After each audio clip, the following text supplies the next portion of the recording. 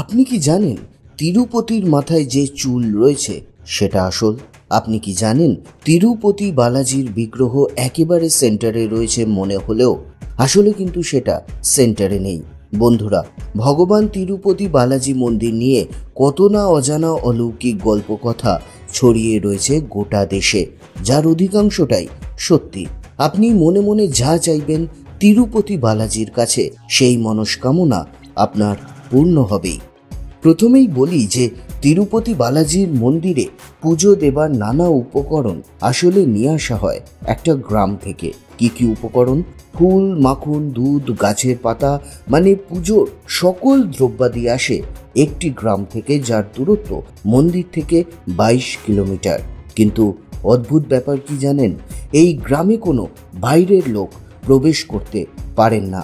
একমাত্র মন্দির কর্তৃপক্ষ এই গ্রামে আসেন। তাই এই গ্রাম নিয়ে পুরোটাই রয়েছে অজানায়।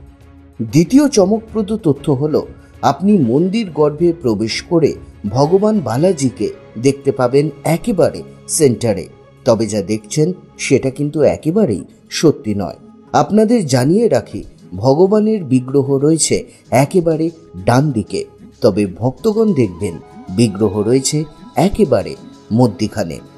তৃতীয় চমকপ্রদ তথ্য হলো, তিরুপতি বালাজির চুল যা আসলে সিল্কি স্মুথ, আসলে সেটা কোনো নকল চুল নয়, একেবারে সত্যিকারের চুল। মনে হতে পারে বিগ্রহের মাথায় সত্যিকারের চুল কিভাবে এলো?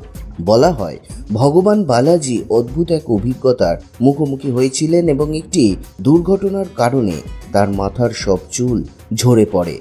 গন্ধর্ব রানী নীলা দেবী সেই ঘটনাটি লক্ষ্য করেন এবং নিজের চুল কেটে ভগবানকে পরার অনুরোধ জানান। ভগবান বালাজি সন্তুষ্ট হন এবং বলেন যে এরপর যে এই মন্দিরে আসবেন তারা যদি চুল কেটে সেই চুল ভগবানের পায়ে অর্পণ করেন তাহলে তিনি বালাজির আশীর্বাদ ধন্য হবেন। সাগর গর্জন, এটাও তিরুপতি মন্দিরের অন্যান্য রহস্যগুলোর মধ্যে অন্যতম। এই বিশ্বাসই রয়েছে যে কেউ যদি বিগ্রহের পিছন দিকে গিয়ে সেখানে কান পাতেন তাহলে সমুদ্রের গর্জন শুনতে পাবেন। আপনি কি জানেন একবার ভেঙ্কটেশ্বর স্বামীর আবির্ভাব লক্ষ্য করা গেছিল? কি সেই গল্প সেটাও বলি। 19 শতকের গোড়ার দিকের কথা। সেখানকার রাজা একবার জঘন্য অপরাধ করার জন্য 12 জনকে মৃত্যুদণ্ডের সাজা দেন। সেই 12 জনের ফাঁসি হয়।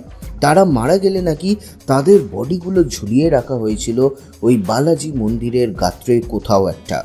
সেই সময় নাকি স্বয়ং ভেঙ্কটেশ্বর স্বামীর আবির্ভাব হয়েছিল।